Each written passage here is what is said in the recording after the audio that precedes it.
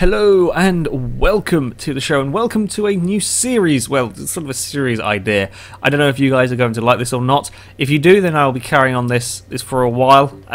Basically, since people seem to enjoy watching me build cars in the Let's Plays, I'm not a massive fan of just doing Let's Plays. I like having kind of challenges or a set goal rather than just play through a game, especially in a racing game where things get a little bit samey after a while. I'm thinking of doing a thing where I build various race cars, so maybe it's for C-Class, maybe it's front-wheel drive only, maybe it's four-wheel drive, who knows, various different rules on the car, and mix up how I build them, because I tend to build cars exactly the same way, and yeah, build up a race car and then see how it does, tune it up, and yeah, basically see if I can build some decent race cars, maybe use interesting city cars. And this idea works both on Forza, works on Gran Turismo. We can get Daniel and Husky involved, which is a problem we are having at the moment with doing Forza stuff, because we can't save multiplayer replays and we can't do Gran Turismo stuff because I'm the only one with a PlayStation. So yeah, this is an idea. I don't know if you guys will like this or not, but yeah, we're going to see how it goes. The first car, unfortunately, I've done this recording 3 times because my Audacity has kept freezing and cutting out bits of audio, which makes the video very bizarre. So there is a strange cut in this, and I put up a technical difficulties thing. That's what's going on. My Audacity is having a whoopsie moment. It's not very happy. I would just like a week of stuff working. In fact, I'd like a day of stuff working and not breaking. That would be lovely.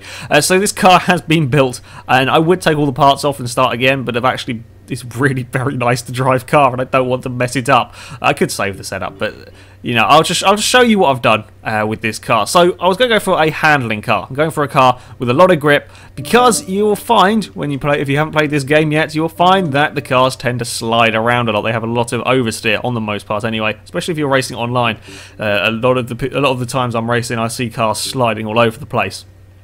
So I built this car to be stable as blooming possible. So I did the very bizarre thing, very unlike me thing, and we have got a rear wing. Now the theory behind it was I could put enough power in this car to keep to not affect the top speed too much, to keep that top speed there. As I've said many times before, I tend not to run aero because I like to have a little bit more speed. It gives me a little bit of an advantage when it comes to overtaking and when it comes to defending. However, on this game, I haven't had so much problem with overtaking and defending because I've just watched cars slide off the road in front of me. So I'm trying to build a car with a lot of rear end stability. That was the idea behind this one. Is it has a fairly low starting PI and it's fairly light to begin with. I figured I could get quite a lot of power out of it. Racing tyres though are a must. They're really very important. If you have the PI for them, they are the first thing you put on a car, especially in this where the cars are sliding around a lot. They are incredibly important. I don't tend to do this, but I went for upgraded tyre widths. Again, this is in an attempt to keep the car on the road, pointing in the right direction, and stop the back end of the car sliding around. Driveline, I'll come to that in a minute. I went for a race gearbox because I didn't know what the standard gear ratios were going to be like in this car. With old cars, they can have less gears, they can have wonky gears. So I wanted a gear ratio, or a racing gearbox, sorry, so I could adjust the gear ratios to my preference. If I'm building a race car, a proper race car, I will do that anyway. If I'm building a budget car, I might not bother with a gearbox. Brakes, of course, we've got racing brakes. Again, if you're building a serious race car, racing brakes are a must. They just are. You want to get stopped as fast as possible. Your overtaking is going to happen in the braking zones. Well, normally, most overtaking is done in the braking zones. So the better the brakes you can have, the better the better your car is going to be at racing. Race suspension, again, is a must if you are building a serious racing car, because it gives you the option to tune stuff. I'm not sure if you can tune stuff with these or not. You might have less tuning options. You want racing suspension if you're building a proper race car, especially if you're going for a handling race car. So yeah, that is certainly must. I'm just going to have a quick look at the little information thing now. I think this is the only one that's got adjustable settings. Yeah, you want racing suspension. Again, if you are running out of PI, maybe you would do things a little bit differently. But in a case like this car, there's plenty of PI to play with. Then I don't need to worry about it. Anti-roll bars, I don't always put these on the cars. Depends on what I'm doing. Again, if I'm running low on money, if I'm building a car on a budget, I probably won't bother. But with this, I went for anti-roll bars. It gives me options for tuning again, and when you're building a proper serious race car, that's what you want to do. Roll cage, I sometimes run these, sometimes don't. Again, for this car in particular, I chose to run it because I wanted to get the best handling possible. You have always got to remember, if you do add a roll cage in, you are going to add some weight onto your car. In fact, it will add in sort of 100. I can't remember where the. Hold on, there we go. Right, 106 pounds onto the car. Sometimes, again, it depends on what you're building. Sometimes I won't run it. I'll just save the weight on it. But in this case, I wanted the best handling possible. Weight reduction now. If you want the ultimate best handling car, again, you're going to go for full-on weight reduction. That will make it handle better. However, in this case, the car standard is pretty damn light. It's around £2,500 standard, just a little bit over. That's light for a car. So I only did stage 1 weight reduction on this because you need some power in this game. Unlike previous Forzas, there are very, very few small tracks here. There are not that many. So if you build a car purely for handling with no thought for power, like I normally would have done on Forza 4, you are going to struggle when it comes to the long straights. Even sort of the shorter tracks of this game, if you like, have some pretty long straights. So yeah, power is slightly rebalanced, I guess, how you build a car on here. I did add a turbo to it. I can't remember quite what I upgraded. Oh yes, I can actually. I think I can. I think I've got it. I always do camshafts first. If I've got plenty of PI to play with, I'll put camshafts in first. These have big PI and horsepower gains by upgrading these, so they intend to go in first, and then it'll be a case of just sort of balancing out what can fit within the PI.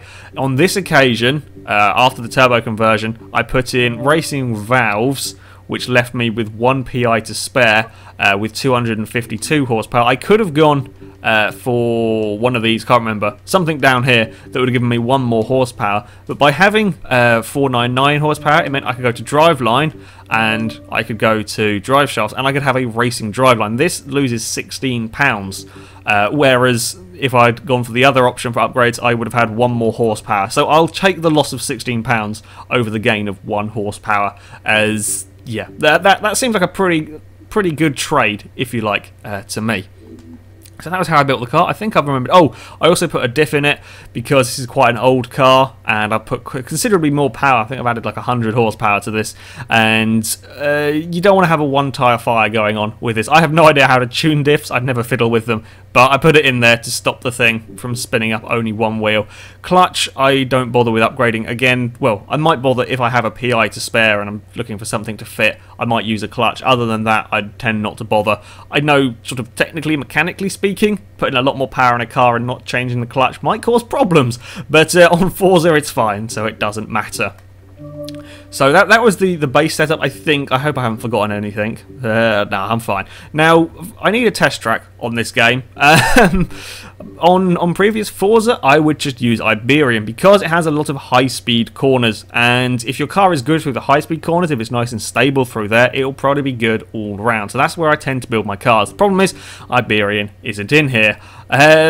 So I needed a new place to test. Now, I was going to go to Yas Marina, the track which I did that budget race cars around. Where's it gone? Can I find it? This one. I was going to go here. The problem is the curbs are very, very nasty on here. They were really very, very tough curbs, and they often cause problems for the car, and it's a bit of a pain setting up a car for this track in particular, because you'd have, if I was to be building or tuning this car specifically for a race on this track, I would tune it very, very differently, or well, not very differently, but I'd tune it a bit differently to cope with these curbs. I may run higher, softer suspension and fiddle around with the rebound stiffness more, just to make the car handle better over these curbs so I don't have as many issues. So for a test track, where I am going to use is Road Atlanta. While I love Bathurst and it's by far my favourite track in the game, building a C-Class car or tuning a C-Class car around here is not really ideal. This is too big of a track. It's too long of a track for this sort of car. So if I'm using high PI cars, AES, that sort of stuff, I will build them for Bathurst, because it's got a great mix of low, high. It's got all the corners imaginable. All the different corner speeds imaginable, I should have said there. It's a great overall test track. However, for a C-Class car, it's too big. It's just too many straights. It's too long. And the corners are I wouldn't say straightforward, but yeah, it's too big, too fast for a C-Class car. So I'm going to use Road Atlanta Short for the lower PI of cars, as this has got lots of high-speed corners, and that's important for this, because I want to make this car as stable as possible through the high-speed corners.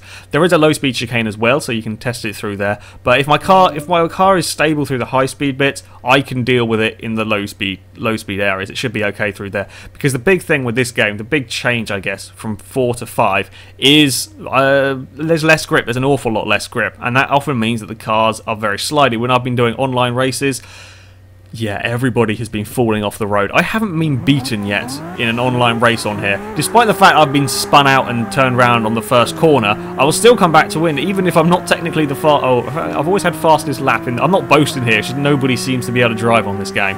I will come back from stupid positions because everybody just falls off the road in front of me, because everybody has very unstable cars. They'll go turn into a high-speed corner, and the back end of the car will be swinging around, and they'll be sliding off the road and everything. And that's what I was trying to do with this car, is to get a car that doesn't do that, to have a nice safe car that I can really push through a corner and not be worried about the back end sort of jumping around. And I was pretty damn successful with this. Unfortunately, the recording screwed up when I was tuning this and all. However, on the most part, this car is really damn good. It was pretty good to start with. I haven't done a huge amount to make this car good through the corners. It's just such an easy car to drive, this one. I mean, okay, through these low-speed corners, you can get a bit of oversteer if you're a moron with the throttle, but that's your problem, not the car's problem. There we go. See, I can get it to slide if I'm a little bit over-exuberant with the accelerator pedal, trigger, whatever. But yeah, through these high-speed corners, I'm not worried. Like, through there, I have no fear that the car is going to step out. The back end's not going to come around on me, I don't believe. Yeah, it's a really nice car to drive. Now, I've said a few times, I have a bit of a different driving style to a lot of people. I would rather have my car understeer than have my car oversteer, because I just like having my car planted on the road. I can deal with understeer better than I can with oversteer when it comes to a racing situation. Of course, if you're messing about building a car for fun, you probably want oversteer rather than understeer, but for actual racing, this is how I drive, I would rather be dealing with understeer. So this car naturally does have a little bit of understeer to it. Won't suit everybody's driving style, no, but for me, and in sort of general as a safe car to drive, as a car that you won't make many mistakes with, it's pretty damn good. I'll just show you briefly what I've done to the tuning for this. First big thing was gear ratios. The gears were hugely long. It starts off, I better not change that actually because I'll mess it up. It starts off quite a lot further towards the speed, and it doesn't actually make a huge amount of difference to the top speed of this car. It's a C-Class car, it's not got that much power, and I don't need to worry about speed so much with this. When you think, we ran B-Class cars, B-Class muscle cars in versus the community race at Road Atlanta Full on Forza 4. Now B-Class on 4 is roughly equivalent to C-Class on 5. I'm going to do a comparison at some point later in the future. Okay, we were topping out at the end of the straight. The more handling built muscle cars, if you like, we're topping out at about 150 miles an hour. That's a muscle car, and when I say handling built cars, you know, they've still got an awful lot more power than this Skyline does. This one here, it reckons benchmarks its top speed is about 147. I imagine it would probably get to that down the back straight at Road Atlanta. Might not quite, but it would probably do 140, and this is in a purely handling built car. That's not bad for a top speed for this category of car, and it is important to have that top speed for this kind of racing. I didn't have to touch any of these because the car was pretty damn good. I did adjust the roll bars to try, because when I first put it on, or first drove it on the track, it was actually very understeery, which is odd. Never had a car that was very understeery on this game. So adjusted the anti-roll bars a little bit, having the front roll bar a little bit softer than the rear roll bar.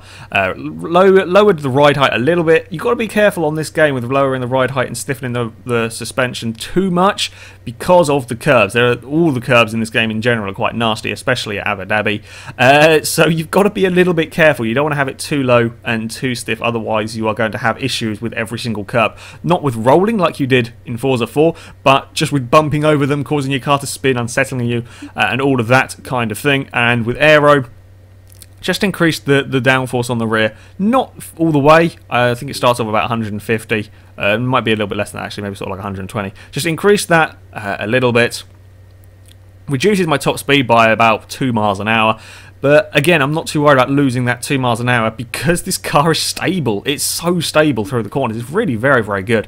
When it comes to braking and stuff, this is a lot down to personal preference as to how you have your brakes. So I will leave it as this, as that's just what I drive with normally. I may adjust the brake pressure depending on what sort of controller. If I'm driving with a wheel, I won't be driving with a wheel on Forza 5 for a while. But, you know, that sort of thing, this is purely down to personal preference, and I don't have a clue what I'm doing with the differential, so I don't touch that. But yeah, I don't want to apply any of that because no, I don't want to apply it. But yeah, this car is really very, very nice to drive. Oops, the downside of coming out of the pause menu and not quite remembering where you are. I mean, I can get it sliding. You know, if I wanted to, in a slow speed corner, you will get it sliding, but that's just because you put in the power now. Through this high speed corner, I took a bad entrance into there, and that car was gripping at 102 miles an hour. If I'd done that in my MX-5, I would probably been sideways and backwards and facing a wall by now. It's really a very, very stable car. I really do like this car. I don't think I've built a better car on Forza 5 yet. This is such an easy car to drive and so reliable. I mean, yeah, like that, I can get it to slide, but it's manageable, which is the important thing with this. And again, down here, I can be pretty much flat out, and we've got no problems at all. This corner here is actually a funny corner when you're running in low-powered cars. It's one of the few corners that is flat out, but you actually have to change down a gear because of the large hill that you kind of go up going around that corner. It's an odd corner. If you're in a high enough powered car, it doesn't matter. But if you're running lower class cars, lower powered cars, it's a strange corner. But yeah, this Skyline is a really blooming good car. It's a really nice car to drive, really easy to drive, and yeah, you're not going to make many mistakes with it. Well, if you do make a mistake, it's not because the car's massively oversteering, it's because if you've done something wrong. Is pretty much what this thing is like. Fastest lap wise, I haven't driven particularly well. I got it into the 1 minute 5.9, so I could probably get it quicker than that if I actually sat and practiced with it. It's a really solid car. I suspect it'll be pretty good in online racing. What I'm going to do after this video is done, filmed, I'm going to take this online and see how it compares. It's very hard doing live stuff and then trying to race online with it, because sometimes you can have problems getting in lobbies and there might only be like one person to compare or one person in a race, and you'll faff around trying to find a good lobby. So I will do that, and I'll put a comment in the bit below saying how this went online. I think it's going to be a mighty competitive car, this thing. Just because of the consistency you can get out of it, which you can't always with some of the more slidey vehicles. Anyway, yeah, I'm going to leave that there. Hopefully next time my recording won't die halfway through and mess everything up, because that's quite annoying. Yeah, that's the first race car build. I'm not entirely sure how the blooming tune storefront tuning thing works on this game anymore. Not even sure if there exists a system like that. If I can find a way of something, hold on, let me just get English sorted. There we go. I think I've recovered. Oopsie, wrong button. Yeah, if I can find a way of sharing this tune, then I will. You can have a go. Again, I'll probably end up putting a comment if I do find a way. And you can download this car. You can have a go with it yourself and see what you think. See what you think of it. And yeah, tell me what you think of this idea for a series. Do you want to see me build some more race cars? We'll get Husky in and Daniel in at some point if we can get things working. I think Husky had an Xbox One, and I think he had problems with it. And I don't know if he got it fixed yet or not. So we might have Husky in at some point. We might have Daniel in at some point. Yeah, we will see how it goes. See if you guys like this as an idea. However, that is it for today, guys. So thank you very much for watching, and until next time, goodbye.